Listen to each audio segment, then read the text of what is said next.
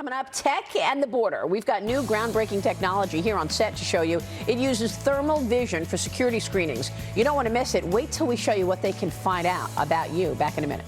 Welcome back. New technology transforming border security. Thruvision uses body heat cameras to detect concealed items. The technology being deployed all over the world, including at the U.S. southern border. Joining us right now is Thruvision U.S. Operations Head Kevin Gramer. Kevin, it's great to have you this morning. Thanks so much for being here. Thank you, Maria. So we have this technology here on set. First, tell us about the technology and how it works. Right.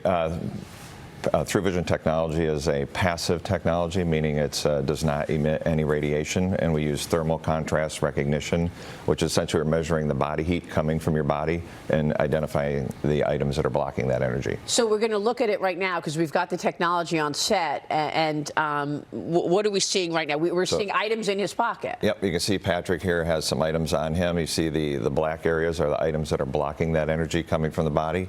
So Patrick, can you show us, say what you have in your midsection there?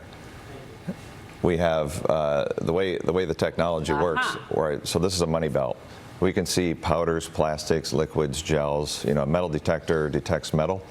We can detect all other items that a metal detector cannot detect. So how does this compare to other screening methods that we all know as we go through the airport, for example? Yeah, good point.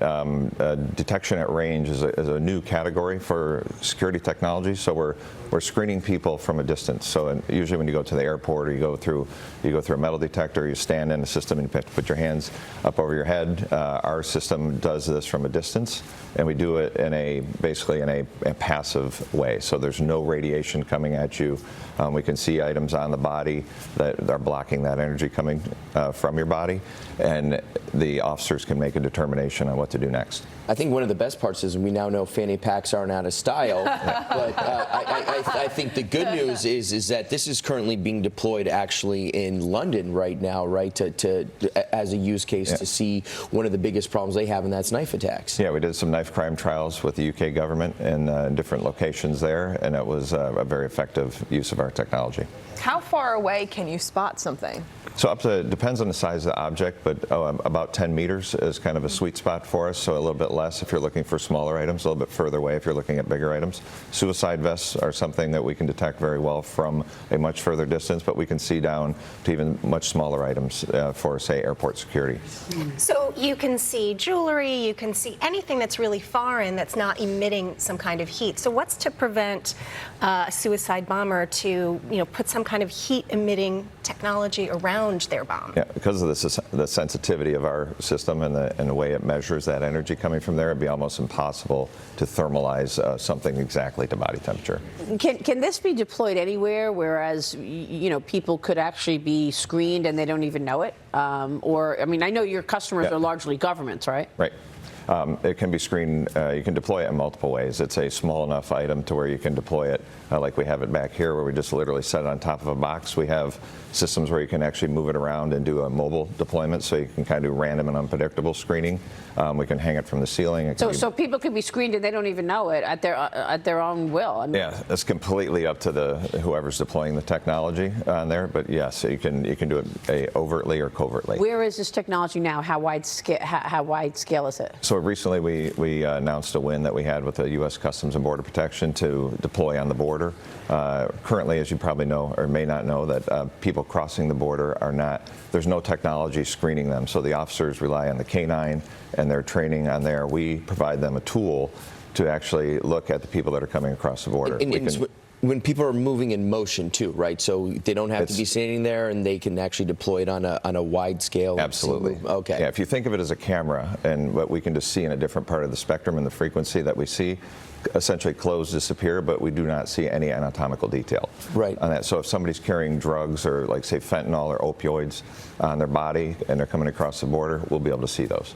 There's a big trend with 3D guns, ceramic knives, things like that. Is it technology like this, could that pick that up? Absolutely. Good question. The technology, again, looks for the things that are blocking that energy coming from the body. So a 3D printed gun will likely make it right through a metal detector. Anything that's not metal will make it through a metal detector. We see all of those items because they're blocking that. So 3D guns, 3D printed guns, the ceramic knives, carbon fiber, other items as well, and all non-metallics. Wow. And this is at the southern border already? We're working with CBP to deploy at the southern border now. We're also working with TSA and their Innovation Task Force to look at new, faster ways to get people through airports, security. So we have airport. Thank you for that.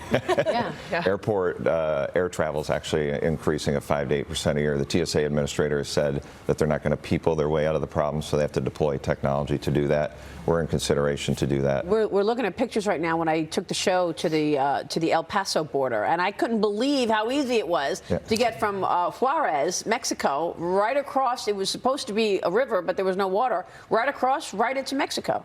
I'm sorry, from Mexico right into the United States, into El Paso, Texas. It was there was nothing. Yep.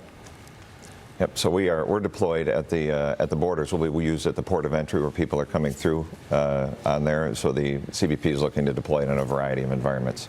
Kevin, it's great to have you. Thanks so much. Great. Thank you.